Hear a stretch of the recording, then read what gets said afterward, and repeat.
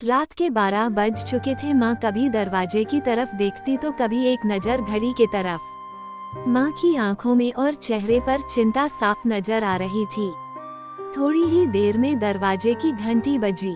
माँ ने काफी तेजी से दरवाजा खोला और सामने बेटे विक्रम और बहू मान्यता को देखकर पूछा, इतनी देर क्यों हो गई? मैं कब से तुम्हारी राह देख रही थी। माँ, मैं अब छोटा नहीं हूँ, तुम मेरी चिंता मत किया करो।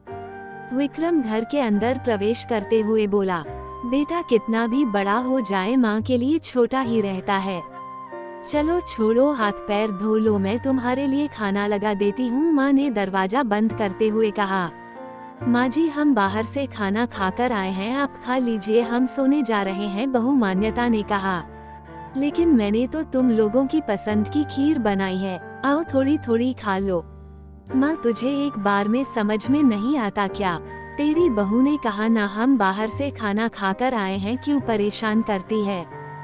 जा तू खीर खा ले और सो जा और हमें भी से शांति से सोने दे।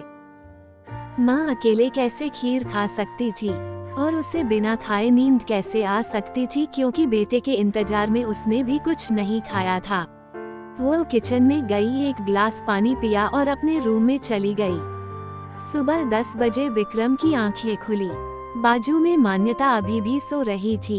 विक्रम हॉल में आया तो लैपटॉप के पास रखी एक चिट्ठी पर उसके नजर पड़ी। ये चिट्ठी किसकी हो सकती है, ये देखने के लिए उसने चिट्ठी खोलकर पढ़ना शुरू किया। मेरे लाल, तू सोच रहा होगा कि एक ही घर में रहते हुए ये चिट्ठी क्यों? मैं तुम्हें बोलकर भी ये बात बता सकती थी। हाँ, बता सकती थी अगर तू मेरी बातें सुनना चाहता तो। किसी एक्सप्रेस गाड़ी की तरह तू आता है और कुछ ही पलों में निकल जाता है। खैर वो सब जाने दो, कल तुम्हारा जन्मदिन था इसलिए मैंने खीर बनाई थी। सोचा कम से कम आज के दिन साथ में बैठकर खाना खाएंगे। मगर मैं ये बात बोल गई थी कि मेरा बेटा बड़ा हो चुका है, तो अपने दोस्तों के साथ पार्टी करके खाना खाकर आया। चलो, मुझे इस बात की खुशी ही हुई। मेरी दवाइयाँ खत्म हो गई हैं। मैंने कुछ दिनों पहले तुझे दवाई की एक चिट्ठी दी थी, अगर वक्त मिले तो वह दवाई मुझे लाकर देना, मुझे थोड़ी राहत हो जाएगी। विक्रम को याद आया कि 4-5 दिन पहले माँ ने एक दवाई की चिट्ठी दी थी। उसने अपने ऑफिस के बैग में जाकर उस चिट्ठी को तलाशा और उसे खोलकर देखा। उसमें लिखा था, मुझे ऐसी दवाई लाकर दो जिससे मैं अपने बेटे को भुला सकूं। विक्रम को रियलाइज हुआ कि मुझसे बहुत बड़ी गलती हो गई है। उसकी आंखें नम हो गई। वह तुरंत अपने माँ के कमरे की तरफ दौड़ा। सबसे पहले उठ जाने वाली माँ आज क्यों नहीं उठी थी, देखकर उसे आश्चर्य हुआ। उसने माँ को उठाने की काफी कोशिश की, लेकिन माँ एक गहरी नींद में सो चुकी थी। विक्रम के पास फूट फूट कर रोने के अलावा और कोई चारा नहीं बचा।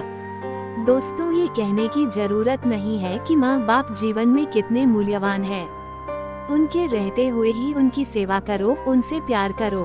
वह चले जाएंगे तो कुछ नहीं कर पाओगे। कहानी अच्छी लगी हो तो चैनल को सब्सक्राइब करें और दोस्तों के साथ शेयर करें। और हाँ, कमेंट में अपनी राय देना ना भूलें।